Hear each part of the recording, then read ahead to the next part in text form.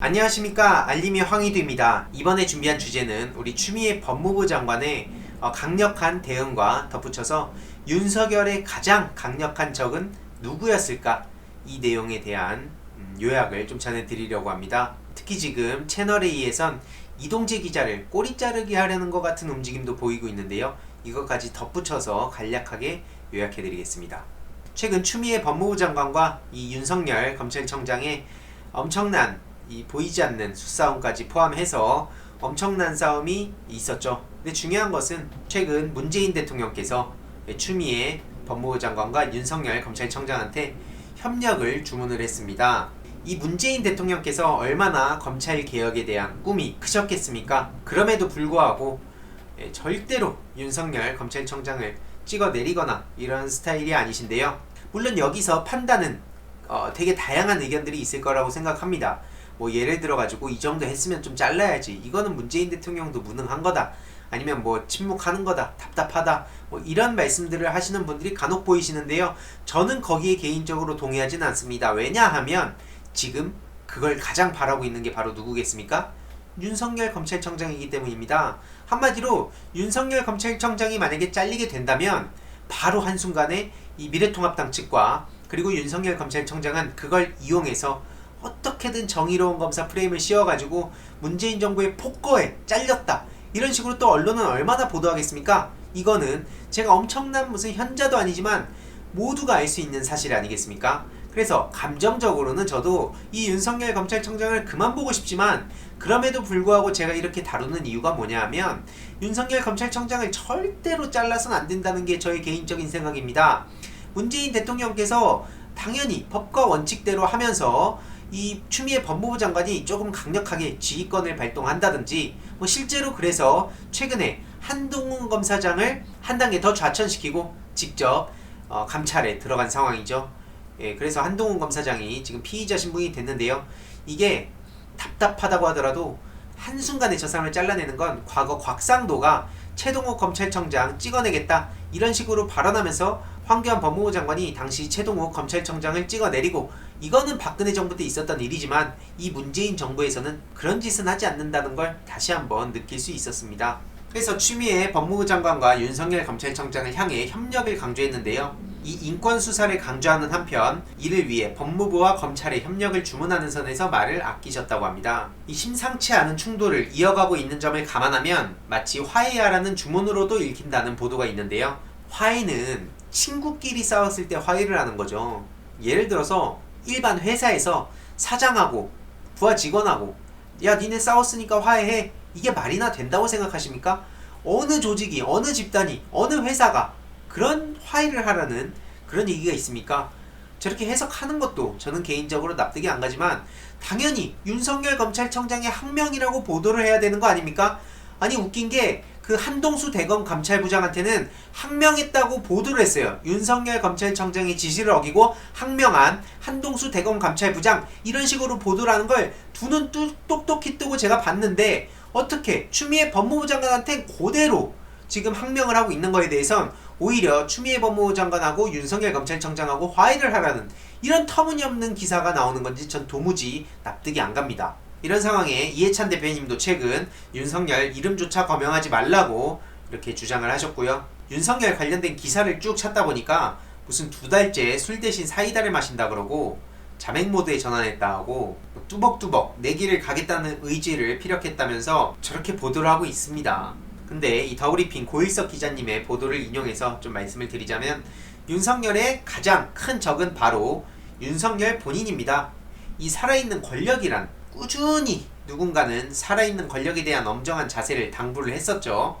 하지만 이 대통령께서 같은 자리에서 그동안 보여왔던 정치검찰의 행태를 청산하고 무소불위의 권력으로 국민 위에 군림하는 것이 아니라 민주적 통제를 받으면서 국민들을 주인으로 받드는 검찰이 되길 바란다고 당부한 사실은 애써 외면하는 것으로 보입니다.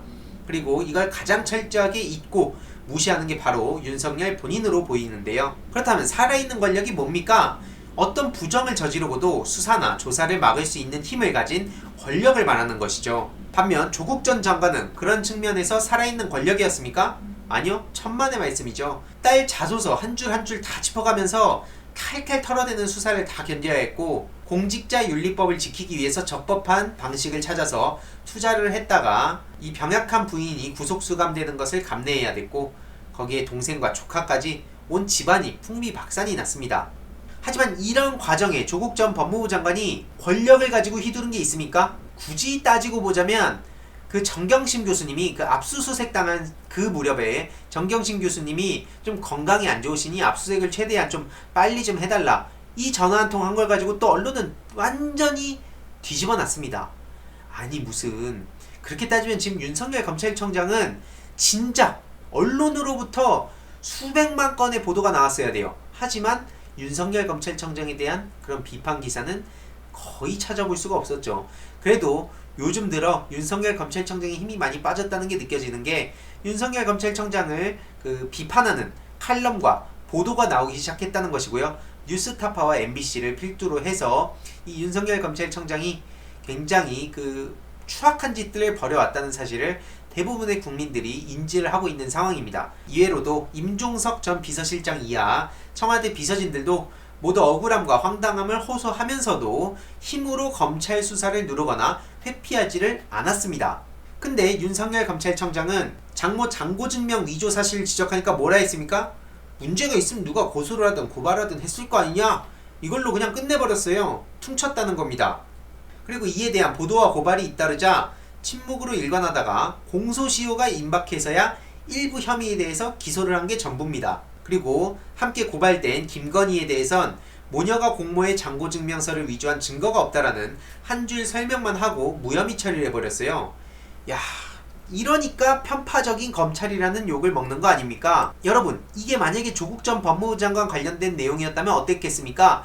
일단 언론은 언론이고 검찰도 절대로 저렇게 냅두질 않았겠죠.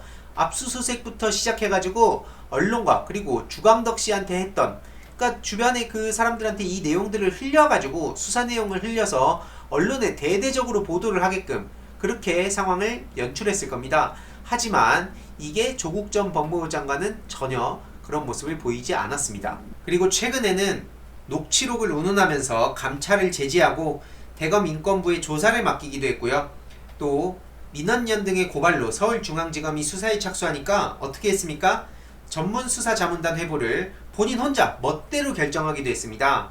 게다가 한명숙 전 총리 재판 증언 조작 의혹에 대해선 법무부가 접수한 진정을 대검 감찰부로 넘겨버리고, 감찰부가 한 달여 동안의 조사 끝에 감찰 개시를 보고하자 이것도 뺏어서 서울중앙지검 인권감독관실로 넘겨버린 것이죠. 이런 상황에 한동수 감찰부장이 이걸 반대하면서 원본 서류 제출을 거부하자 역대급 황당한 진정서 사본으로 사건을 배당하기도 했습니다. 그리고 추미애 법무부 장관의 지시도 정면으로 어기면서 법무부에 보고하도록 조치를 한 걸 가지고 대검 감찰부장 지위를 끝끝내 배제를 해버리고 본인 멋대로 지시를 해버리기도 했었죠. 이렇다면 살아있는 권력은 누구겠습니까? 당연히 윤석열이에요. 이 윤석열과 같은 살아있는 권력은 그대로 내버려둬도 되는 겁니까? 아니 문재인 정부가 마음에 안 들고 뭔가 이 민주당 의원들이 마음에 안 드는 거는 그럴 수 있다고 생각합니다. 누구나 생각이 다르고 추구하는 바도 다르고 가치관도 다르고 사상도 다르고, 그러면 당연히 비판도 할 수 있고 무조건 좋아해야 된다고 생각하지도 않습니다만, 적어도 지금 윤석열 검찰청장을 옹호하는 건 이건 보수진보 좌파우파 개념이 아니라 그냥 잘못된 걸 두고 덮어놓고 그냥 윤석열 검찰청장을 옹호하려는 일종의 본인들의 카드로 쓰려는 거 아닙니까? 이건 대놓고. 이런 상황에 어떻게 윤석열 검찰청장을 옹호하나요? 반면 조국 전 법무부 장관을 어떻게 옹호하냐고 했던 사람들이 작년 그 가해 무렵에 굉장히 많았습니다. 하지만 지금 재판 과정에서 제대로 된 권력형 범죄라고 그렇게 떠들어대더니 뭐 하나 제대로 드러난 게 있습니까? 오히려 재판 과정에서 윤석열 검찰청장의 무능함과 정말 터무니없는 수사와 기소와 그 추악한 실체만 드러날 뿐이죠. 이게 정말 비교가 되지 않으십니까? 이런 상황에 윤석열 검찰청장을 옹호하시는 분들은 부끄러움도 느끼지 않으시는 겁니까? 특히나 이제 추미애 법무부 장관이 최근 7월 검찰 인사를 또 앞두고 있는 상황이고요. 페이스북에 형사, 공판부에서 묵묵히 일해온 인재들을 발탁하겠다고 예고까지 했습니다. 이게 시한폭탄이나 마찬가지인데요. 일종의 윤석열 검찰청장의 라인인 특수통들의 입지를 줄이겠다는 의지로 해석이 됩니다. 최근 채널A에선 이동재 채널A 기자를 해고했다고 하는데요. 절대 이건 꼬리 자르기 문제로 해결이 될 수 있는 게 아닙니다. 채널A에 어디까지 보고가 됐는지 확실히 조사를 해서 그들 또한 확실한 처벌이 필요하다고 저는 생각하고요.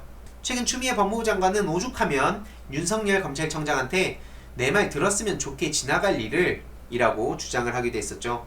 실제로 추미애 법무부 장관은 많은 기회를 줬습니다. 그럼에도 불구하고 윤석열 검찰청장이 아주 조잡한 언론 플레이를 통해서 본인의 세를 계속 과시하고 본인이 어떻게든 지휘하려고 하고 한마디로 법무부 장관 위에서 심지어 대통령 위에서 놀려고 하다가 지금 제대로 역풍 맞고 무너진 상황이고요. 특히나 그거의 핵심 브레인 역할을 했던 한동훈 검사장 지금 또 좌천당하고 이 피의자 신분으로 이제 직접 감찰당하는 신세가 돼버렸습니다. 다음이 누구겠습니까? 윤석열 검찰청장이죠. 그리고 여기서 절대 잊어서는 안 될 인물이 바로 곽상도와 나경원까지도 포함된다고 저는 생각합니다.